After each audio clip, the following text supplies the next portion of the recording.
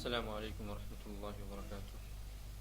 الحمد للہ رب العالمین والصلاة والسلام علی اشرف الانبیاء والمرسلین نبینا محمد وعلى آلہ واصحابہ وسلم تسلیما کثیرا. اما بعد، اعوذ باللہ من الشیطان الرجیم. بسم اللہ الرحمن الرحیم. قال اللہ تعالی: مثل الذین حملوا التوراة ثم لم يحملوها كمثل الحمار يحمل أسفارا بئس مثل القوم الذين كذبوا بآيات الله والله لا يهدي القوم الظالمين. وقال الله تعالى: فاعلم أنه لا إله إلا الله واستغفر لذنبك وللمؤمنين والمؤمنات. وقال الله تعالى: يا أيها الذين آمنوا لم تقولون ما لا تفعلون كبر مقتا عند الله أن تقولوا ما لا تفعلون. وقال الله عز وجل: أتأمرون الناس بالبر وتنسون أنفسكم وأنتم تتلون الكتاب. وفي صحيح مسلم عن ثوبان رضي الله تعالى عنه قال: سألت رسول الله صلى الله عليه وسلم فقلت: أخبرني بعمل أعمله يدخلني الله به الجنة. فقال: عليك بكثرة السجود لله فإنك لا تسجد لله سجدة إلا رفعك الله بها درجة وحط عنك بها خطيئة. عزیز دوستو اور ساتھیو، جیسے کہ ہمارے علم میں یہ بات ہے کہ ہمارے جو دروس کا سلسلہ چل رہا ہے وہ توحید پر چل رہا ہے، اور الحمدللہ یہ 12واں درس ہے توحید پر. اور توحید میں ہم جس موضوع پر بات کر رہے ہیں وہ ہے کہ توحید کا حق ادا کرنے کے لیے ایک مسلمان کو کیا کیا چیزیں کرنی چاہیے اور اسے کیا کیا شروط ہیں. ہم شروط میں 3 چیزیں پہلے دیکھ چکے ہیں. وہ یہ کہ سب سے پہلے کہ علم حاصل کرنا چاہیے، دوسرا یہ کہ اس دین سے اور اس دین کے اعمال سے اور توحید سے لگاؤ ہو، محبت ہو، اور تیسری چیز جو پچھلے ہفتے ہم پڑھے تھے کہ جو چیز ہم سیکھے ہیں اس کو کرنے کی نیت کرنا. اور پچھلے درس میں ہم یہ پڑھے تھے کہ نیت کی کیا فضیلت ہے، نیت کا کیا مقام ہے اسلام میں، اور نیت کرنے سے کیا فوائد ہے، اور نیت کرنے پر کیا عمل ملتا ہے، اور نیت کر کے عمل کرنے پر کیا عمل ملتا ہے. اس کی تفصیل ہم پچھلے درس میں دیکھے تھے. یہ تیسری چیز تھی. چوتھی چیز، ایک مسلمان کو اگر وہ توحید کا حق جس طریقے سے ادا کرنا چاہیے اگر وہ ادا کرنا چاہتا ہے تو اس کے اوپر چوتھی چیز یہ لازمی ہے کہ وہ جو چیز سیکھا ہے اور وہ جو چیز پر عمل کرنے کی نیت کر رہا ہے اس کو چاہیے کہ اس پڑھی ہوئی چیز کو اور وہ جو علم حاصل کیا ہے اس پر وہ عمل کرے. علم جو حاصل کیا ہے اس پر وہ عمل کرے. نیت کرنا اور عمل کرنا دونوں میں فرق ہے. نیت کرنا اور عمل کرنا دونوں میں فرق ہے. بعض لوگ سمجھتے ہیں نیت کرنا عمل کرنا ایک ہی چیز ہے. نیت کرنا الگ چیز ہے، عمل کرنا الگ. نیت دل کا کام ہے، عمل اعضاء کا کام ہے، جیسے ہاتھ، پیر، آنکھ، منہ، کان.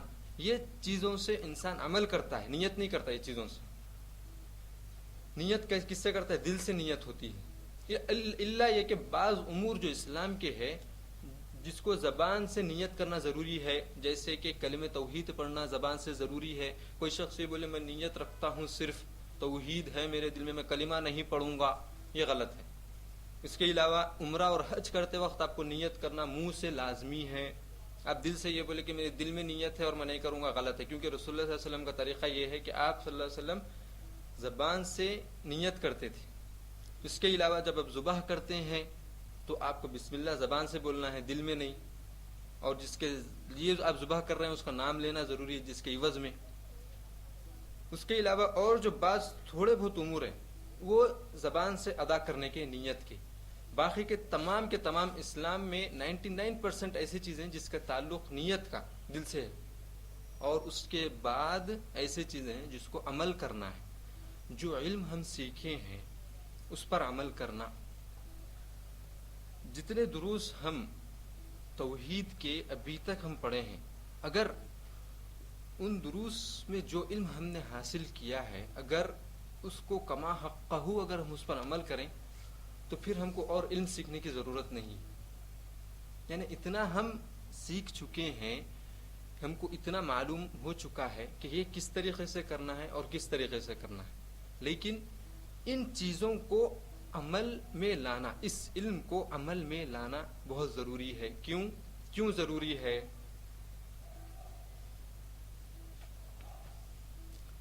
شیخ شاطبی رحمہ اللہ فرماتے ہیں ان کل علم لا يفید عملا، ہر وہ علم جو عمل کے لیے فائدہ مند نہ ہو، جس علم کو عمل سے فائدہ نہ ہو، لیس فی الشرع بتۃ، شریعت اسلامیہ میں کوئی ایسی چیز نہیں ہے ما یدل علی الاستحسان، جو اس علم کے اچھے ہونے پر دلالت کرے۔ امام شاطبی رحمہ اللہ کیا فرما رہے ہیں کہ جو بھی علم انسان حاصل کرے اور اس کو عمل کے ذریعے سے اس کو فائدہ نہ ہو وہ شخص کو، تو شریعت میں یعنی قرآن اور حدیث میں ایسے علم کی تعریف نہیں کی گئی ہے۔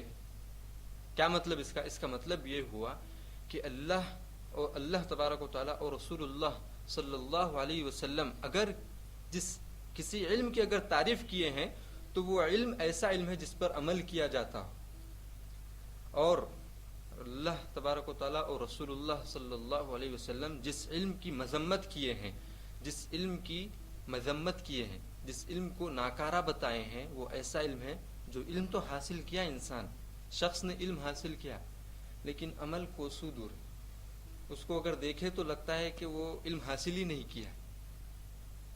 اس علم کو اللہ تعالیٰ نے اور رسول اللہ صلی اللہ علیہ وسلم نے مذمت کی ہے، رد کیا ہے۔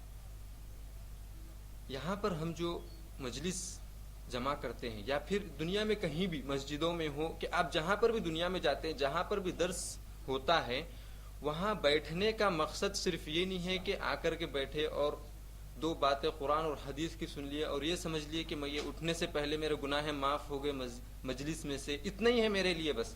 نہیں، اس مجلس کا اصل مقصد جو گناہ معاف کروانا ہے آ کر کے، وہ ایک الگ چیز ہے۔ سب سے پہلا مقصد علم حاصل کرنا ہے، اس کے بعد دوسرا اصل مقصد ہے عمل کرنا، کیونکہ جو بھی علم انسان حاصل کرتا ہے اگر اس پر عمل نہ کرے تو قرآن اور حدیث دونوں میں اس کی مذمت آئی ہے اور بہت ہی بڑی بڑی وعیدیں آئی ہیں۔ علم جو حاصل کرتے ہیں اس پر عمل نہیں کرتے، اور جو شخص علم حاصل کر کے اس پر عمل کرتا ہے اس کو جو نعمتیں ملنے والی ہیں، جو رحمتیں ملنے والی ہیں دنیا اور آخرت میں، اس کا بھی ذکر آیا ہے۔ لیکن مذمت اور تعریف دونوں چیزوں کو ہم قرآن اور حدیث کی روشنی میں دیکھنے سے پہلے ہم یہ دیکھیں گے کہ عمل کی اہمیت اسلام میں کیا ہے، عمل کی اہمیت رسول اللہ صلی اللہ علیہ وسلم کے پاس کیا تھی، عمل کی اہمیت صحابہ کرام رضی اللہ تعالیٰ عنہم کے پاس کیا تھی، عمل کی اہمیت سلف صالح کے پاس کیا تھی جو ہم سے پہلے گزرے علماء اور جو ہم سے پہلے مسلمان گزرے، ان کے پاس عمل کی کیا اہمیت تھی۔ علم کی اہمیت ہم پڑھ چکے ہیں، اب یہ درس میں ہم صرف دیکھیں گے انشاءاللہ کہ عمل کی کیا اہمیت ہے اسلام میں۔ علماء کرام فرماتے ہیں علم اور عمل کا جو ملاوٹ ہے، علم اور عمل کی جو ملاوٹ ہے وہ اس طریقے سے ہے جس طریقے سے انسان جسم اور روح کی ہے۔ علم اور عمل کو ایک مسلمان اس طریقے سے دیکھنا چاہیے جس طریقے سے وہ جسم کو اور روح کو دیکھتا ہو۔ یعنی کیا مطلب؟ جب جسم سے روح نکلتی ہے تو جسم کا کوئی فائدہ نہیں، اسی طریقے سے جب علم حاصل کر کے انسان عمل نہیں کرتا تو وہ علم کا کوئی فائدہ نہیں۔ کیونکہ جب انسان کے جسم میں سے روح نکلتی ہے تو کیا ہوتا ہے، انسان کے جسم میں سے بو نکلتی ہے اور اس کو لازمی ہوتا ہے کہ دفن کیا جائے، لازمی ہے یہ، یا تو پھر اس کو الگ طریقے سے فریز میں وغیرہ وغیرہ، وہ الگ چیز ہے، لیکن حقیقت میں کیا کرتے ہیں، اس کو دفن کرنا ہے۔ اگر نہیں کرے تو کیا ہوگا، بو مارتی ہے، کیونکہ اس میں سے روح نکل گئی ہے۔ اسی طریقے سے جب انسان علم حاصل کر کے اس پر عمل نہیں کرتا تو انسان کے اندر سے نفاق کی بو آتی ہے، اور نفاق کی جب بو آتی ہے تو اس کا مطلب یہ ہوا کہ اللہ تعالیٰ نے جو علم اس کو دیا تھا وہ اس کا علم کھینچ لیتا ہے۔ کیوں کھینچ لیتا ہے؟ کیونکہ اللہ تبارک و تعالیٰ علم دیتا ہے ایک بندے کو، ایک مسلمان کو، بغیر پوچھے کے، یعنی وہ بندہ مانگتا نہیں اللہ سے، اب ہم یہاں پر آئے ہیں تو کیا ہم اللہ سے دعا کر کے اے اللہ مجھے علم حاصل کرنا ہے، مجھے لے جا، بغیر بولے کہ ہم کو اللہ تعالیٰ یہاں پر لایا علم حاصل کرنے کے لیے؟ کیوں؟ کیونکہ اللہ تبارک و تعالیٰ ہم سے محبت کرتا تھا۔ جب اللہ تعالیٰ یہ دیکھے کہ بندے کو میں بغیر پوچھے کہ علم دیا ہوں پھر بھی وہ عمل نہیں کر رہا ہے تو اللہ تعالیٰ کو غصہ آتا ہے۔ تو کیا کرتے ہیں؟ اس کے اندر سے علم کو کھینچ لیتے ہیں اور نفاق آ جاتا ہے اس کے اندر۔ جب جو بھی علم، جو بھی انسان، جو بھی مسلمان اپنے علم پر عمل نہیں کرتا تو اس کے اندر، اس کے ظاہری شکل سے آپ کو معلوم ہوتا ہے کہ یہ شخص عمل نہیں کرتا ہے۔ یعنی ہم کو جو ہے نا علم رکھنے والے اور جو علم پر عمل کرتے ہیں وہ لوگ جب دیکھتے ہیں دوسروں کو تو سمجھ جاتے ہیں کہ یہ شخص کے اندر، کیونکہ اللہ تعالیٰ ان کے دل میں ڈالتا ہے کہ یہ شخص علم پر عمل نہیں کرتا ہے۔ کیوں؟ کیونکہ اللہ تعالیٰ جو عمل کرتے ہیں ان کو رسول اللہ صلی اللہ علیہ وسلم نے فرمایا کہ مومن کی نظر جو ہوتی ہے وہ نور کی ہوتی ہے، کیونکہ اللہ تبارک و تعالیٰ اس کو جب وہ دیکھتا ہے تو اللہ کی بصیرت سے دیکھتا ہے، قرآن اور حدیث کو سامنے رکھتے ہوئے دیکھتا ہے۔ لیکن اب ہم کو یہ معلوم ہو گیا کہ علم جب حاصل کریں تو اس پر عمل کرنا ہے، اور علم اور عمل کا وابستہ تعلق اسی طریقے سے جس طرح جسد یعنی ایک انسان کا جسم اور روح سے جیسا تعلق ہے اسی طریقے سے۔ اب آئیے ہم سب سے پہلے یہ دیکھیں گے کہ کیا قرآن کریم میں ایسے علم کی تعریف آئی ہے جس پر عمل کیا جائے، جو علم حاصل کرے اور اس پر عمل کیا جائے، کیا ایسے علم کی تعریف آئی ہے؟ اس کی دلیل یہ ہے کہ اللہ تعالیٰ قرآن کریم میں فرماتے ہیں فَعْلَمْ أَنَّهُ لَا إِلَهَ إِلَّا اللَّهُ وَاسْتَغْفِرْ لِذَنبِكَ۔ اللہ تعالیٰ نے رسول اللہ صلی اللہ علیہ وسلم کو حکم دیا کہ آپ یہ جان لیجئے کہ اللہ تبارک و تعالیٰ اکیلے ہیں، لا الہ الا ہو، وَاسْتَغْفِرْ لِذَنبِكَ، اور اپنے گناہوں کی معافی مانگیے، لِلْمُؤْمِنِينَ وَلِلْمُؤْمِنَاتِ، مومن مردوں اور مومن عورتوں کے لیے۔ یہاں پر اللہ تبارک و تعالیٰ نے سب سے پہلے رسول اللہ صلی اللہ علیہ وسلم کو علم حاصل کرنے کی ترغیب دی، اس کے بعد کہا کہ عمل کیجیے۔ اور یہاں پر اس آیت میں اللہ تبارک و تعالیٰ ان علماء کے یا پھر ان لوگوں کی جو علم رکھتے ہیں، اور میں آپ کو علماء کا مطلب بھی بتلاتا ہوں کہ علماء کس کو کہتے ہیں۔ ہمارے ذہنوں میں جو علماء بیٹھے ہوئے ہیں وہ قرآن اور حدیث سے جمتے ہیں، یا پھر ہم جو سوچتے ہیں علماء کو کہ یہ عالم ہے، یہ نہیں ہے، یہ عالم ہے، یہ کیا وہ عالم ہے؟ یہی میں بتلاؤں گا کہ علماء کس سے کہتے ہیں۔ تو جو شخص علم رکھتا ہے اور وہ عمل کرتا ہے اس کے بارے میں یہ آیت ہے وَاسْتَغْفِرْ لِذَنبِكَ وَلِلْمُؤْمِنِينَ وَالْمُؤْمِنَاتِ۔ اسی طریقے سے دوسری جگہ اللہ تبارک و تعالیٰ فرماتے ہیں شہید اللہ انہ لا الہ الا ہو والملائکۃ وعلی العلم قائما بالقسط۔ اللہ تعالیٰ گواہی دیتے ہیں، کس بات کی؟ توحید کی گواہی دیتے ہیں۔ اللہ تبارک و تعالیٰ خود توحید کی گواہی دیتے ہیں کہ میرے علاوہ کوئی اور معبود برحق نہیں ہے۔ اس کے بعد کون گواہی دیتے ہیں؟ فرشتے، والملائکۃ۔ اس کے بعد کون ہے؟ اولو العلم قائما بالقسط، علم رکھنے والے۔ اس آیت میں جو علم رکھنے والوں کا یا ان علماء کا جن علماء کا ذکر ہے وہ علماء ہیں جو اپنے علم پر عمل کرتے ہیں۔ یہ ہے قرآن کریم سے دلیل۔ اب ہم دیکھیں گے کہ کیا قرآن کریم میں ایسے علم کی مذمت آئی ہے جس پر آدمی عمل نہیں کرتا ہے، جس پر آدمی عمل نہیں کرتا ہے؟ کیا اللہ تبارک و تعالیٰ نے اس کو اپنا غصہ ظاہر کیا ہے، یا پھر اللہ تبارک و تعالیٰ اس کی مذمت کیے ہیں؟ دلیل لیجیے آپ، قرآن کریم میں اللہ تبارک و تعالیٰ سورہ صف میں ارشاد فرماتے ہیں یا ایھا الذین آمنوا لم تقولون ما لا تفعلون، اے وہ لوگ جو ایمان لائے ہو۔ ہم ایمان لائے ہیں کہ نہیں لائے؟ یہ آیت میں اللہ تبارک و تعالیٰ ایمان والوں سے خطاب ہے، جو اللہ پر ایمان لائے ہیں، جو رسولوں پر ایمان لائے ہیں، ان لوگوں سے اللہ تعالیٰ خطاب فرما رہا ہے یا ایھا الذین آمنوا، اے وہ لوگو جو ایمان لائے ہو، لم تقولون ما لا تفعلون، ایسی بات تم کیوں کرتے ہو جس کو خود نہیں کرتے؟ ایسی بات تم کیوں بولتے ہو جو خود عمل نہیں کرتے؟ یہ آیت کب نازل ہوئی ہے اس کا علم آپ حاصل کر لیں۔ یہ آیت اس وقت نازل ہوئی ہے جب مسلمانوں میں سے صحابہ کرام رضی اللہ تعالی عنہم میں سے بعض صحابہ یہ کہنے لگے کہ اگر اللہ تعالی ہم پر جہاد فرض کر دے تو ہم کافروں سے قتال کریں گے، ہم کافروں سے جہاد کریں گے۔ انہوں نے کیا کیا؟ زبان سے بولا، کیا بولا انہوں نے؟ کہ ہم عمل کرنا چاہ رہے ہیں لیکن اللہ تبارک و تعالیٰ جہاد ابھی تک فرض نہیں کیا ہے، اس لیے ہم جہاد نہیں کر سک رہے ہیں۔ تو اللہ تبارک و تعالیٰ جہاد فرض کر دیا ان کے بولنے کے بعد۔ جب اللہ تبارک و تعالیٰ جہاد فرض کر دیے صحابہ کرام پر، بعض صحابہ، پورے نہیں، بعض صحابہ جس کے ایمان کمزور تھا، وہ صحابہ جب یہ بات ان کے اوپر فرض ہو گئی جہاد تو وہ پیچھے ہٹ گئے. عمل کرنا چاہتے تھے لیکن ان کے دل میں ایک قسم کی لالچ آ گئی دنیا کی کہ اگر ہم جہاد کریں گے تو مارے جائیں گے, ہمارے بیوی بچے چھوڑ جائیں گے, ہماری دنیا چھوڑ جائے گی, ہمارے فلاں چیز چھوڑ جائے گی. تو ان کے دل میں جو لالچ آئی تو اللہ تبارک و تعالیٰ اس آیت میں ان کے بارے میں فرمایا کہ اے وہ لوگو جو ایمان لائے ہو, ایسی بات اپنی زبان سے کیوں کرتے ہو جو تم نہیں کر سکتے. یہ ہو گئی. اس کے بعد کی آیت میں اللہ تعالیٰ فرما رہے ہیں یا ایھا الذین آمنوا لم تقولون ما لا تفعلون. اس کے بعد اللہ تعالیٰ جو عمل نہیں کرتے ان کے بارے میں اپنا غصہ ظاہر کر رہے ہیں. کبر مقتا عند اللہ ان تقولوا ما لا تفعلون. اللہ کے پاس سب سے ناپسندیدہ چیز یہ ہے کہ تم ایسی بات کہو جو کرتے نہیں ہیں. کبر مقتن کا مطلب اللہ کے پاس سب سے ناپسندیدہ چیز ایسی ہے اور اللہ تعالیٰ ان کے اوپر غضبناک ہوتے ہیں جو لوگ ایسی باتیں اپنی زبان سے کہتے ہیں جو کرتے نہیں ہیں. کبر مقتا عند اللہ ان تقولوا ما لا تفعلون. اس کے علاوہ یہ سورہ صف کی آیتیں تھیں جس میں اللہ تبارک و تعالیٰ نے علم پر عمل نہیں کرنے والوں کے لیے مذمت اور اپنا غصہ ظاہر کیا ہے. اس کے علاوہ دوسری آیت میں ابھی سورہ بقرہ میں اللہ تبارک و تعالیٰ فرماتے ہیں ایسے علم کی مذمت کر رہے ہیں جس پر انسان عمل نہیں کرتا ہے. اللہ تعالیٰ فرماتے ہیں اتأمرون الناس بالبر وتنسون انفسکم وانتم تتلون الکتاب افلا تعقلون. اتأمرون الناس, کیا تم لوگوں کو حکم دیتے ہو کس بات کا؟ اتأمرون الناس بالبر, نیکی کا تم لوگوں کو تو حکم دیتے ہو. وتنسون انفسکم, اور تم نے اپنے آپ کو بھلا دیا ہے.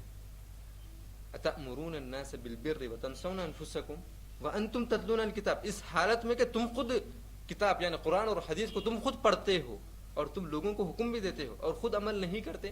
افلا تعقلون, کیا تمہارے پاس عقل نہیں ہے یہ سمجھنے کے لیے کہ تم دوسروں کو تو حکم دیتے ہو اور خود کو عمل نہیں کرتے. اب اس آیت اور جو پچھلی آیت گزری ہے جس میں اللہ تبارک و تعالیٰ نے علم پر عمل نہیں کرنے والوں کی مذمت کی ہے, ان آیت کو ہم اپنے اوپر لا کر کے دیکھیں کہ ہم کتنے لوگوں کو توحید یا پھر نماز کا حکم دیتے ہیں اور خود نماز کے وقت سوتے رہتے ہیں. کتنے لوگوں کو ہم اللہ سے ڈرنے کا حکم دیتے ہیں اور خود اللہ سے نہیں ڈرتے. کتنے لوگوں کو ہم زکوٰۃ کا حکم دیتے ہیں اور خود بخیلی کرتے ہیں. کتنے لوگوں کو ہم اللہ کے ذکر کرنے کا حکم دیتے ہیں زبان سے اور خود کہتے ہیں کہ ہم نہیں کرے تو کیا ہوا, ہم لوگوں کو تو حکم دے رہے ہیں. اور یہاں پر میں ایک شک دور کرنا چاہتا ہوں. لوگ مسلمان یہ سمجھتے ہیں کہ ہم اگر لوگوں کو حکم دیں تو اس کا ثواب یہ ہے کہ اگر وہ عمل کریں گے تو مجھے ثواب مل رہا ہے تو مجھے کرنے کی ضرورت نہیں ہے. یہ غلط فہمی ہے, یہ ذہنوں میں شیطان غلط بٹھا دیا ہے اس حدیث کا کہ رسول اللہ صلی اللہ علیہ وسلم نے فرمایا تم اگر نیکی کا حکم دو کسی کو اور وہ نیکی کرے تو تم کو اتنا ہی برابر ثواب ملتا ہے. تو ہم یہ سمجھ گئے کہ اگر وہ کرے, اگر وہ فجر کی نماز پڑھے تو میرا کو تو ثواب مل ہی گیا کیونکہ میں اس کو بتلایا تھا. یہ غلط فہمی ہے شیطان کی طرف سے. اس آیت کے روح سے اتأمرون الناس, تم تو لوگوں کو فجر کا حکم دے رہے ہیں پڑھنے کا, وتنسون انفسکم, اور خود رات میں دیر سے سو کے فجر کو گول کر رہے ہیں. اتأمرون الناس بالبر وتنسون انفسکم وانتم تتلون الکتاب, اس حالت میں کہ تم خود یہ جانتے ہو کہ یہ فرض چیز ہے. اس کے علاوہ میں جتنی چیزیں گنایا ہوں کہ حکم دیتے ہیں ہم پھر بھی نہیں کرتے, ان کے علاوہ جتنے بھی جو بھی چیزیں ہیں ان سب کو تو ہم حکم دیتے ہیں لیکن کرتے کہاں تک ہے. ہم کو یہ آیت کے ذریعے سے ہم اپنے آپ کا جائزہ لینا ہے. اس کے علاوہ اب ایک آیت میں اللہ تبارک و تعالیٰ خاص طور پہ یہودیوں کے بارے میں جو علم رکھتے تھے پھر بھی وہ عمل نہیں کرتے تھے علم پر اپنے, ان کے بارے میں اللہ تبارک و تعالیٰ مذمت کرتے ہوئے فرماتے ہیں مثل الذین حملوا, اور یہ آیت جو شخص علم پر عمل نہیں کرتا اس کے لیے اس سے یعنی اس آیت کے مطلب سے جامع مطلب اور کوئی آیت میں نہیں ہے. اللہ تبارک و تعالیٰ مثال دے کے سمجھا رہے ہیں اور کیسی مثال ہے وہ بھی دیکھیے. مثل الذین حملوا التوراۃ, وہ لوگ جو تورات کا علم حاصل کیے, حملوا التوراۃ کا مطلب جو علم حاصل کیے تورات کا, ثم لم يحملوها, پھر اس پر عمل نہیں کیے, تو ان کی مثال کیسی ہے؟ کمثل الحمار يحمل اسفارا, تو ان کی مثال گدھے جیسی ہے جو کہ اپنے پیٹھ پر کتابوں کا ایک गुच्चा उठाए फिरता है, किताबों का वजन उठाए फिरता है, कमसलिल हिमार यहमिलु अस्फारा बि'स मसलुल कौमिल लदीना कज़्ज़बू, क्या ही बुरी मिसाल है उन लोगों के लिए जिन्होंने हमारी आयतों को इनकार किया, जिन्होंने हमारी आयतों की तकज़ीब की। कज़्ज़बू बिआयातिना वल्लाहु ला यहदिल कौमल ज़ालिमीन, और अल्लाह ताला जुल्म करने वालों को हिदायत नहीं देता। इस आयत को हम समझेंगे, इसका तर्जुमा हम देख लिए। मसलुल लदीना हुम्मिलुत तौरा, और ये आयत यहूदियों के बारे में नाजिल हुई थी कि वो लोग इल्म रखते थे लेकिन अमल नहीं करते थे। इल्म हासिल कर लिए लेकिन अमल नहीं करे तो मिसाल देखिए आप, अल्लाह ताला ने दिया गधे की। और गधा कैसा गधा? जिसके पीठ पर सामान लाद दिया जाए या किताबों का एक बक्सा रख दिया जाए या किताबों को बंद दिया जाए और उसके साथ सफर किया जाए।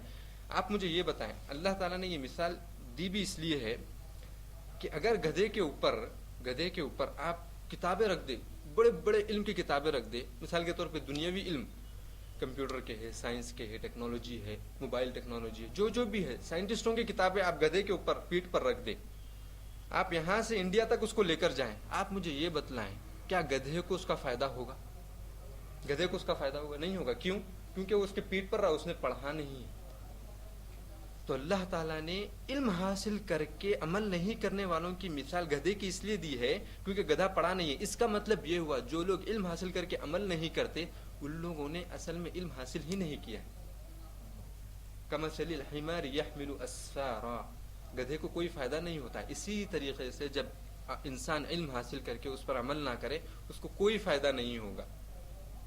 बि'स मसलुल, उसके बाद अल्लाह ताला ने फरमाया क्या ही बुरी मिसाल है, क्या ही बुरी मिसाल है उन लोगों की जिन्होंने हमारी आयतों को झुटलाया। वल्लाहु ला यहदिल कौमल ज़ालिमीन, और अल्लाह ताला जुल्म करने वालों को हिदायत नहीं देता। ये वल्लाहु ला यहदिल कौमल ज़ालिमीन यहाँ पर आखिर में अल्लाह तबारक व तआला क्यों फरमाए, इसकी मसलिहत है। अल्लाह तबारक व तआला ये बतलाना चाहते हैं कि जो शख्स अपने इल्म पर अमल नहीं करता वो जुल्म करने वाला है। अल्लाह तबारक व तआला ने उसको नेमत दी है इल्म की, बगैर इल्म के वो भटका हुआ था, इल्म दिया अल्लाह ताला ने और उस पर अमल नहीं किया, तो इसका मतलब ये हुआ कि उसने जुल्म किया है। इस आयत के बारे में इब्न क़य्यिम रहमहुल्लाह जो इब्न तैमिया रहमहुल्लाह के शागिर्द हैं, वो फरमाते हैं कि ये आयत तो यहूदियों के बारे में नाजिल हुई है, सही है। अब हमारे दिल में, हमारे जहनों में शैतान नहीं डालता ये तो आयत यहूदियों के बारे में, हमारे को इससे क्या लेना देना है, ये तो यहूदियों के बारे में, वो लोग अमल नहीं करे तो उनकी मिसाल है वो गधे की तरह। इब्न क़य्यिम रहमहुल्लाह इसका इजाला करते हैं, इस शक का, इस शैतान के वसवसे का इजाला करते हुए फरमाते हैं ये आयत यहूदियों के बारे में नाजिल हुई सही है, लेकिन हर वो मुसलमान जिसने कुरान का इल्म हासिल किया, हदीस का इल्म हासिल किया, उसने अगर इस पर अमल नहीं किया तो ये आयत की मिसाल उस पर आती है। अगर वो कुरान और हदीस का इल्म हासिल करके अगर उस पर अमल ना करे तो ये आयत जो यहूदियों के लिए मिसाल दी गई थी इसी के लिए भी आती है, यानी कि उसने अल्लाह की नेमत को हासिल करके अमल नहीं किया, उसने जुल्म किया, और उसके अलावा अल्लाह की नेमत का उसने शुक्र अदा नहीं किया है। मसलुल लदीना हुम्मिलुत तौरात सुम्मा लम यहमिलूहा कमसलिल हिमार यहमिलु अस्फारा बि'स मसलुल कौमिल लदीना कज़्ज़बू बिआयातिल्लाहि वल्लाहु ला यहदिल कौमल ज़ालिमीन। अब हमको ये मालूम हो गया कि इल्म के साथ अमल करने की अल्लाह ताला ने तारीफ की है और इल्म के साथ अमल नहीं करने की अल्लाह तबारक व तआला ने मजम्मत की है। अब हम यहाँ देखेंगे कि रसूलुल्लाह सल्लल्लाहु अलैहि वसल्लम को या फिर सहाबा रज़ियल्लाहु तआला अन्हुम को किस तरीके से तड़प थी इल्म हासिल करके अमल करने की। जिस वक्त कुरान करीम नाजिल होता उसी वक्त सबसे पहले उस कुरान पर या अल्लाह के अवामिर पर अमल करने वाले सबसे पहली शख्सियत अगर वो ज़मीन पर होती तो वह रसूलुल्लाह सल्लल्लाहु अलैहि वसल्लम।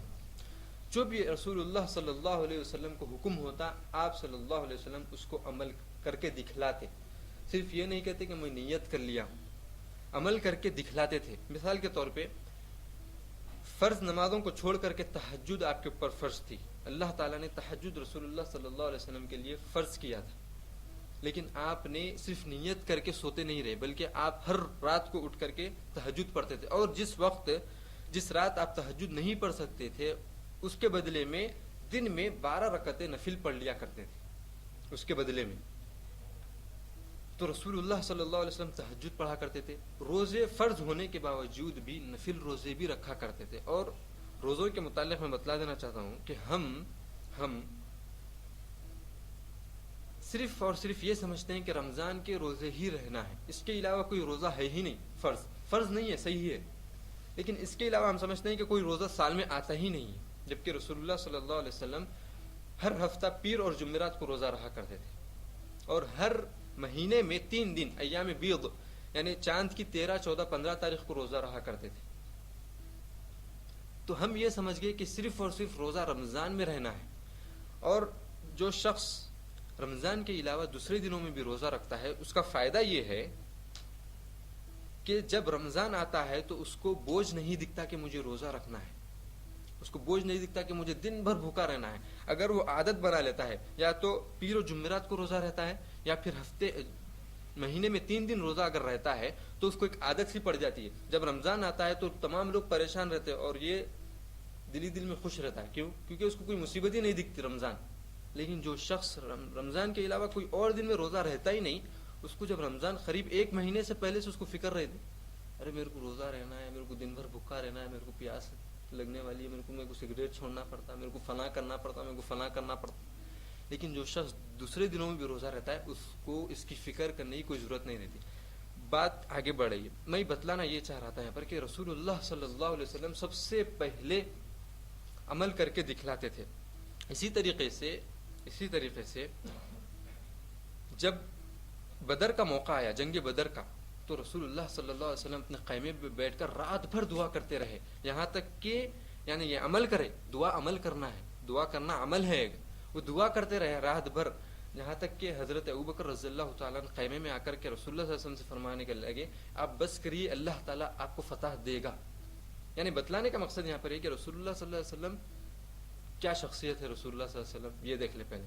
رسول اللہ صلی اللہ علیہ وسلم سب سے دنیا میں ایسی شخصیت یا ایسا انسان آیا ہی نہیں جو رسول اللہ صلی اللہ علیہ وسلم سے بڑھ کر کے ہو، دنیا والوں کی نظروں میں بھی، اور اللہ تعالیٰ کی نظر میں بھی، اور فرشتوں کے نظروں میں بھی. اس کے بعد اللہ تعالیٰ نے رسول اللہ صلی اللہ علیہ وسلم کو، کسی رسول اور نبی کو اللہ تعالیٰ نے آسمانوں پر نہیں بلایا دنیا میں رہتے ہوئے. رسول اللہ صلی اللہ علیہ وسلم کو اللہ تعالیٰ نے آسمانوں میں بلایا. اس کے علاوہ رسول اللہ صلی اللہ علیہ وسلم کے تمام پچھلے اور آگے کے تمام گناہ معاف ہو چکے تھے، تمام گناہ اللہ تبارک و تعالیٰ نے معاف فرما دیا تھا. اس کے علاوہ بھی رسول اللہ صلی اللہ علیہ وسلم رات بھر بیٹھ کر کے دعا کر رہے ہیں. کیا مطلب ہے؟ امت کو کیا بتلانا چاہتے ہیں؟ عمل کرو. صرف نیت کرنے سے تم کو فتح نہیں ملے گی، یا پھر نیت کرنے سے تم عمل کا بدلہ حاصل نہیں کر سکتے بغیر کوشش کرے کے. پچھلے درس میں بتلایا کہ نیت کریں گے اور نہیں کر سکے مجبوری کے طور پر تو آپ کو ثواب ملے گا، لیکن ہونا بول کر کے اگر عمل نہیں کرے اور یہ سمجھے کہ میں نیت کر لیا صرف، تو پھر آپ کو اس نیت کا کوئی فائدہ نہیں ہوگا اور کوئی ثواب نہیں ملے گا. یہاں پر رسول اللہ صلی اللہ علیہ وسلم عمل کرنے کے لیے بتلا رہے ہیں. اس کے علاوہ رسول اللہ صلی اللہ علیہ وسلم کے بارے میں جب عائشہ رضی اللہ تعالیٰ عنہ سے پوچھا گیا کہ رسول اللہ صلی اللہ علیہ وسلم کے اخلاق کیسے تھے، تو عائشہ رضی اللہ تعالیٰ عنہ کہنے لگی، کیا تم نے قرآن نہیں پڑھا؟ کان خلقہ القرآن. رسول اللہ صلی اللہ علیہ وسلم کے اخلاق قرآن کے تھے. قرآن میں جو چیز لکھی ہوئی ہے، جس چیز کو کرنے کا حکم ہے اور جس سے رکنے کا حکم ہے، وہ رسول اللہ صلی اللہ علیہ وسلم کرتے تھے بس، اس کے علاوہ کوئی اور نہیں. تو اس سے کیا ہم کو معلوم ہوا؟ یہ معلوم ہوا کہ رسول اللہ صلی اللہ علیہ وسلم سب سے پہلے عمل کر کے دکھلاتے تھے. اس کے بعد ہم دیکھیں گے کہ صحابہ اکرام رضی اللہ تعالی عنہم کے پاس کتنی عمل کرنے کی کتنی خواہش تھی، علم حاصل کرنے کے بعد کتنی خواہش تھی کہ عمل کریں اس پر. اس کے بارے میں ہم احادیث سے دلائل لیں گے. ابن مسعود رضی اللہ تعالیٰ عنہ، مسعود رضی اللہ تعالیٰ عنہ کے فرزند ابن مسعود رضی اللہ تعالیٰ عنہ فرماتے ہیں، كنا لا نتجاوز العشر آیات حتى نتعلمها فتعلمنا العلم والعمل معا. ابن مسعود رضی اللہ تعالیٰ عنہ فرماتے ہیں کہ ہم جب علم حاصل کرتے تھے تو 10 آیتوں، یعنی قرآن جب ہم سیکھتے تھے تو 10 آیتوں کا علم حاصل کرتے تھے. ہم سب سے پہلے علم حاصل کرتے تھے اور ساتھ ہی ساتھ عمل بھی کرتے تھے. یعنی رسول اللہ صلی اللہ علیہ وسلم سے پوچھتے تھے کہ ہم یہ علم حاصل کیے ہیں، اس کو کس طریقے سے عمل میں لائیں. 10 آیتوں کا، صرف اور صرف 10 آیتوں کا. ابن مسعود رضی اللہ عنہ فرماتے ہیں کہ 10 آیتیں ہم پڑھتے تھے، پھر ہم اس کے ساتھ عمل بھی سیکھ لیتے تھے. اس قول سے ابن مسعود رضی اللہ تعالیٰ عنہ کے اس قول سے ہم کو کیا درس ملتا ہے؟ ہم کو درس یہ ملتا ہے کہ ہم اب اپنی زندگیوں میں جھانک کر کے دیکھیں کہ کیا میں 10 نہیں 5 اسلام کے 5 احکام مجھے معلوم ہوئے ہیں کہ 2 کرنا ہے اور 3 نہیں کرنا ہے، تو کیا میں وہ 2 کر رہا ہوں اور 3 سے بچ رہا ہوں؟ مثال کے طور پہ رسول اللہ صلی اللہ علیہ وسلم کی حدیث ہے، رسول اللہ صلی اللہ علیہ وسلم نے فرمایا جو شخص بستر پہ آ کر کے آیت الکرسی پڑھے گا، رات میں سوتے وقت آیت الکرسی پڑھے گا، اس کے پاس شیطان نہیں آئے گا صبح ہوئے تک. اور ایک حدیث میں رسول اللہ صلی اللہ علیہ وسلم فرماتے ہیں کہ جو شخص رات میں بستر پہ آئے گا سونے کے لیے اور سورہ بقرہ کی آخری 2 آیتیں آمن الرسول سے لے کر کے آخر تک جو شخص پڑھے گا اس کے پاس شیطان نہیں آئے گا، اور اللہ تعالیٰ اس کے لیے ایک فرشتہ مقرر کریں گے جو صبح تک اس کے لیے حفاظت کرے گا. اور اس کے علاوہ جو آیت الکرسی پڑھے گا اس کے گھر میں چوری نہیں ہوگی. یہ احادیث موجود ہے، یہ احادیث ہم کو معلوم ہوئے ہیں.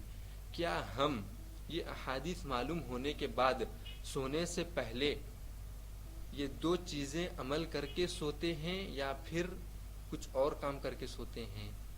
ان احادیث کو بھلا کر کے اس پر عمل نہیں کرتے ہیں. کیونکہ صحابہ کرام ابن مسعود رضی اللہ تعالیٰ کہتے ہیں کہ ہم 10 آیتیں سیکھتے تھے اور اس پر عمل کرتے تھے سب سے پہلے، پھر اس کے بعد ہم 10 آیتیں اور سیکھتے تھے. تو ہم کو جتنے یہ 2 چیزیں جو ہم کو رات کے معلوم ہوئی، کیا ان چیزوں کو ہم کرتے ہیں سونے سے پہلے یا نہیں کرتے؟ اسی طریقے سے جو بچنے کی چیزیں ہیں، جیسے کہ اللہ تبارک و تعالیٰ نے فرمایا کہ ہر وہ چیز جو تم کو نقصان پہنچاتی ہے وہ مضر ہے. ہر وہ چیز جو تم کو نقصان پہنچاتی ہے اس کو اللہ تعالیٰ نے حرام قرار دیا ہے. تو کیا سگریٹ پینے سے ہم کو کوئی فائدہ ہے؟ کیا نقصان ہے؟ ہر وہ شخص جو بچپنے سے لے کر کے 80 سال تک بھی جو پیتا تھا سگریٹ، اس سے بھی جا کر کے آپ پوچھو کیا فائدہ ہے آپ کو، تو وہ بولتا ہے کچھ فائدہ نہیں ہے، نقصان ہی سے میرے کو معلوم ہے. تو کیا یہ نقصان معلوم ہونے کے بعد اور اللہ تبارک و تعالیٰ نے اس کو حرام قرار دیا ہے، کیا آپ اس کو چھوڑنے کے لیے تیار ہیں سگریٹ کو یا نہیں؟ اگر آپ چھوڑنے کے لیے تیار ہیں تو آپ نے صحابہ کرام رضی اللہ تعالیٰ عنہم کے راستے کو اپنایا کہ جو وہ سیکھتے تھے وہ کرتے تھے، جس سے رکنے کے لیے کہا گیا تھا اس سے رکتے تھے، اور جس کو کرنے کا حکم دیا گیا تھا اس کو کرتے تھے. یہ ابن مسعود رضی اللہ تعالیٰ عنہ کا قول ہوا ہے. اب ہم ایک حدیث کے ذریعے سے جس حدیث سے ہم کو معلوم ہوتا ہے کہ علم کے ساتھ ساتھ عمل بھی ہم کو سیکھ لینا چاہیے. علم اگر حاصل کرے تو اس پر عمل ہم کو کس طریقے سے کرنا ہے وہ بھی ہم کو سیکھ لینا چاہیے. یہ حدیث صحیح مسلم میں عبداللہ بن مسعود رضی اللہ تعالیٰ عنہ سے روایت ہے. وہ کہتے ہیں کہ وہ رسول اللہ صلی اللہ علیہ وسلم سے سوال کیے کہ کون سا عمل سب سے افضل کون سا عمل ہے؟ تو رسول اللہ صلی اللہ علیہ وسلم نے فرمایا کہ نماز کو اپنے وقت پر ادا کرنا. اس کے بعد پھر عبداللہ بن مسعود رضی اللہ تعالیٰ عنہ رسول اللہ صلی اللہ علیہ وسلم سے پوچھنے کے لیے اس کے بعد کون سا اچھا عمل ہے؟ تو رسول اللہ صلی اللہ علیہ وسلم فرمائے کہ والدین کے ساتھ نیکی کرنا. پھر اس کے بعد رسول اللہ صلی اللہ علیہ وسلم سے عبداللہ بن مسعود رضی اللہ تعالیٰ پوچھنے لگے پھر کون سا عمل اچھا ہے؟ تو رسول اللہ صلی اللہ علیہ وسلم نے فرمایا کہ جہاد، اللہ کی راہ میں جہاد کرنا. یہ 3 سوال 3 وقت عبداللہ بن مسعود رضی اللہ تعالیٰ نے پوچھے اور رسول اللہ صلی اللہ علیہ وسلم نے 3 بڑے بڑے اعمال بتلائے. اب ہم کو یہ علم ہو گیا ہے. اس حدیث میں علم بھی ہے اور عمل بھی ہے. کیسے؟ عبداللہ بن مسعود رضی اللہ تعالیٰ نے پوچھے فَاسْأَلُوا أَهْلَ الذِّكْرِ ان کنتم لا تعلمون، اگر تم کو علم نہیں ہے تو تم جو علم رکھتے ہیں ان سے پوچھو. تو عبداللہ بن مسعود رضی اللہ تعالیٰ کیا کرے؟ پوچھے آ کر کے رسول اللہ صلی اللہ علیہ وسلم سے. اور دنیا میں ایسی کون سی شخصیت ہے جو رسول اللہ صلی اللہ علیہ وسلم سے زیادہ علم رکھتی ہو؟ کوئی نہیں ہے. اسی لیے رسول اللہ صلی اللہ علیہ وسلم نے ہم کو اگر کسی کا راستہ اختیار کرنے کے لیے کہا ہے تو رسول اللہ صلی اللہ علیہ وسلم کے بعد صحابہ کا راستہ اختیار کرنے کے لیے کہا ہے. کیوں؟ کیونکہ وہ رسول اللہ صلی اللہ علیہ وسلم کے ساتھ تھے. بہرحال حدیث میں عبداللہ بن مسعود رضی اللہ تعالیٰ عنہ پوچھے کہ علم حاصل کرے سب سے پہلے کہ کون سا عمل افضل ہے. تو رسول اللہ صلی اللہ علیہ وسلم نے کیا کہا کہ وقت پر نماز کی ادائیگی کرنا سب سے بڑا افضل کام ہے. اب آپ بولیں گے یہاں پر توحید کا ذکر نہیں ہوا ہے. کیوں نہیں ہوا ہے معلوم؟ کیونکہ توحید رسول اللہ صلی اللہ علیہ وسلم سب سے پہلے صحابہ کرام کے دلوں میں بٹھا دیے تھے، ان کے ذہنوں میں اور ان کے دلوں میں بٹھا دیے تھے توحید کے تمام شکوک ان سے دور ہو گئے تھے۔ اس کے بعد رسول اللہ صلی اللہ علیہ وسلم سے جب سوال کیا گیا کہ سب سے بڑا افضل کون سا عمل ہے اللہ کے پاس جب وہ پوچھے تو رسول اللہ صلی اللہ علیہ وسلم کو معلوم تھا کہ توحید ان کے پاس ہے، تو اسی لیے سب سے پہلے بتائے نماز کا وقت پر ادا کرنا۔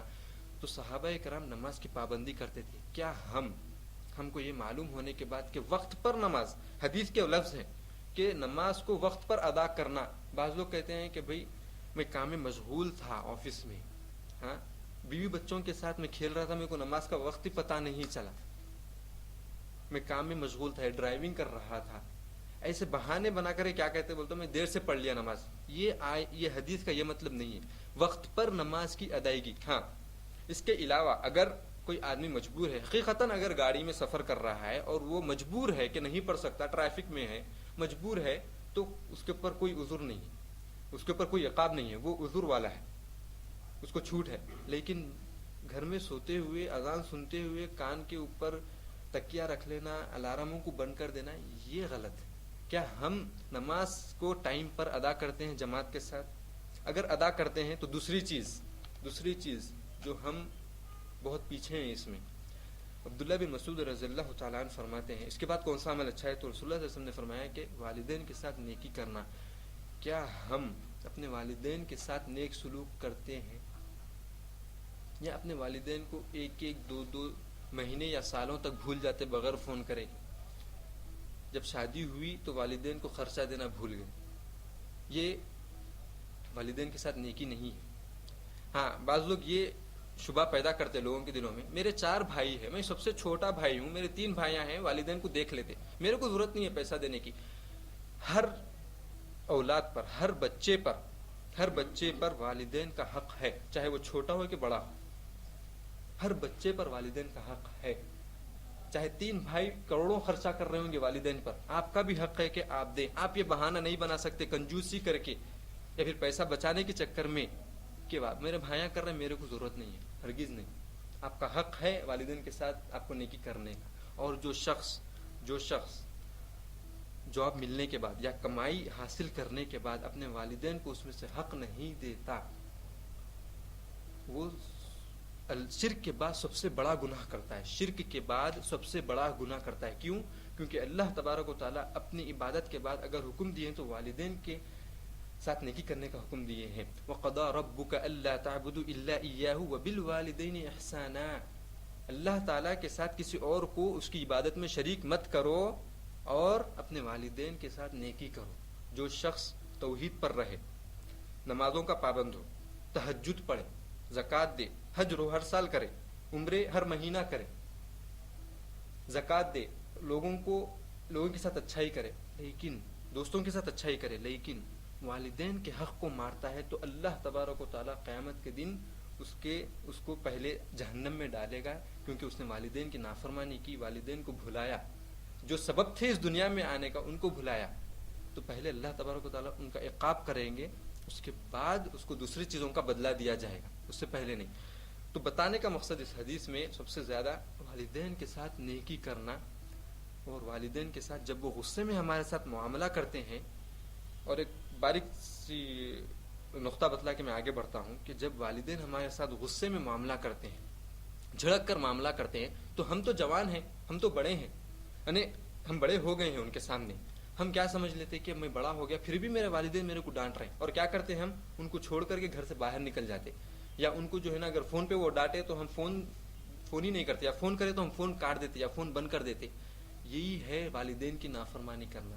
جب والدین آپ کو غصہ کریں، آپ مجھے ایک بات بتلائیں، اگر آپ آفس میں جائیں، سب کام آپ صحیح ٹائم پر کر رہے ہیں، پھر بھی آپ کو مینیجر اگر غصہ کرے تو کیا آپ کمپنی چھوڑ کے نکل جاتے؟ میرے کو جاب ہی نہیں ہونا، نکل جاتے آپ؟ نہیں نکلتے۔ کیوں نہیں نکلتے؟ آپ کا رزق ہے وہاں پر، اگر وہاں سے نکلے تو آپ در ادھر پھرنا پڑتا پھر لوگوں کے پاس۔ اسی طریقے سے جب والدین کے در سے اگر آپ نکل جائیں گے، ان کے غصہ لے کر کے اگر آپ نکل جائیں گے، تو آپ کو اللہ تبارک و تعالیٰ کہیں بھی سکون نہیں دے گا، چاہے آپ کتنے بھی اچھے محل میں رہو، آپ کو اللہ تبارک و تعالیٰ کہیں سکون نہیں دے گا۔ کیوں؟ کیونکہ شرک کے بعد سب سے ناپسندیدہ چیز اللہ کے پاس اور سب سے بڑا گناہ اگر ہے تو وہ والدین کی نافرمانی ہے۔ آخری چیز جو حدیث میں ہے کہ رسول اللہ صلی اللہ علیہ وسلم سے پھر عبداللہ بن مسعود رضی اللہ تعالیٰ نے پوچھا کہ کون سا عمل اچھا ہے، تو آپ نے فرمایا کہ اللہ کے راستے میں جہاد کرنا. تو ان دو چیزوں اور ان تین چیزوں کو ملا کر کے کیا ہم، اور جہاد کرنے کا مطلب صرف یہ نہیں ہے کہ تلوار لے کر کے راستے میں نکل جانا لوگوں کو مارتے ہوئے. جہاد کے کئی مطلب ہیں، میں اس ڈیٹیل میں نہیں جاؤں گا کیونکہ وقت بہت زیادہ ہو گیا ہے. لیکن مجمل طور پر اس حدیث کی روح سے میں یہ بتلانا چاہتا ہوں کہ کیا ہم صحابہ کرام کی طرح علم حاصل کر کے کیا اس پر عمل بھی کرتے ہیں، یا پھر صرف یہ سمجھتے ہیں کہ علم حاصل کر لیے تو بہت بڑے مولوی بن گئے، بہت بڑے مولانا بن گئے. تو اگر ہم علم پر عمل کرتے ہیں تو رسول اللہ تعالیٰ اور رسول اللہ صلی اللہ علیہ وسلم نے جو تعریفیں بیان کی اس کے ہم مستحق ہیں، اور اگر نہیں کرتے ہیں تو جو عقاب، نعوذ باللہ، جو اللہ تعالیٰ نے جو غصہ اپنا دکھایا ہے وہ دنیا میں اور آخرت میں دونوں جگہ حاصل ہوگا. اس درس کا خلاصہ یہ ہے کہ سب سے ناپسندیدہ چیز اگر اللہ تعالیٰ کے پاس ہے فرائض کے بعد تو علم پر عمل نہیں کرنا، اور سب سے پسندیدہ چیز اگر فرائض کے بعد ہے تو علم پر عمل کرنا. اور جو شخص علم پر عمل کرتا ہے اس کو اللہ تبارک و تعالیٰ دنیا اور آخرت میں نعمتیں دیتے ہیں، اور جو علم پر عمل نہیں کرتا اس کو دنیا اور آخرت میں عذاب ہے. دوسرا پوائنٹ یا پھر دوسرا نقطہ اس درس کا یہ ہے کہ سب سے پہلے عمل کرنے والے رسول اللہ صلی اللہ علیہ وسلم تھے، اس کے بعد صحابہ کرام تھے. صحابہ کرام جس طریقے سے عمل کیے ہیں اس کا میں صرف ایک حدیث بیان کیا ہوں، اس کے اور بھی احادیث ہے جس کو ہم انشاءاللہ تبارک و تعالیٰ اگلے درس میں دیکھیں گے. اسی بات پر میں اپنی بات کو ختم کرتا ہوں، اور اللہ تعالیٰ سے دعا ہے کہ اللہ یہاں پر جو بھی سنا اور کہا گیا ہے اس پر ہم کو عمل کرنے کی توفیق عطا فرمائے. اللہ یہاں پر جو بھی کہا اور سنا گیا اس پر ہم کو عمل کرنے کی توفیق عطا فرمائے. یا اللہ یہاں پر جتنے حضرات موجود ہیں ان سب کے چھوٹے اور بڑے گناہوں کو معاف فرما دیجیے. یا اللہ یہاں پر جتنے حضرات موجود ہیں ان کے سب چھوٹے اور بڑے گناہوں کو معاف فرما دیجیے. یا اللہ ان حضرات کے اٹھنے سے پہلے ان کے چھوٹے اور بڑے گناہوں کو معاف فرما دیجیے. یا اللہ ان کی جو بھی مصیبت ہے ان مصیبتوں کو دور کر دیجیے. یا اللہ تمام مسلمانوں کے ہر چھوٹے بڑے گناہوں کو معاف فرما دیجیے. یا اللہ ہم کو علم پر عمل کرنے کی توفیق عطا فرمائیے. یا اللہ ہم جو علم حاصل کیے اس پر ہم کو عمل کرنے کی توفیق عطا فرمائیے. یا اللہ ہم جو علم حاصل کیے اس پر ہم کو عمل کرنے کی توفیق عطا فرمائیے. یا اللہ جتنے مسلمانوں کا انتقال ہو چکا ہے اور جو زندہ ہیں ان سب کے چھوٹے اور بڑے گناہوں کو معاف فرما دیجیے. یا اللہ جتنے مسلمانوں کا انتقال ہو چکا ہے ان کی قبروں کو نور سے بھر دیجیے، اور جتنے مسلمان اس زمین پر ہیں اللہ ان کے دلوں کو اسلام اور ایمان کے نور سے بھر دیجیے. یا اللہ جو بھی مسلمان جہاں پر بھی پریشان ہے اللہ اس کی مدد کیجیے. یا اللہ جو بھی مسلمان جہاں پر بھی مصیبتوں میں اللہ اس کی مصیبتوں کو دور کر دیجیے. یا اللہ جو بھی مسلمان جہاں پر بھی قرض اللہ اس کے قرض ادا ہونے کا ذریعہ نکال دیجیے. یا اللہ جتنے مسلمان ہیں ان سب کے چھوٹے اور بڑے گناہوں کو معاف فرما دیجیے. ربنا آتنا فی الدنیا حسنۃ وفی الآخرۃ حسنۃ وقنا عذاب النار، وآخر دعوانا الحمد للہ رب العالمین، صلی اللہ وسلم علی نبینا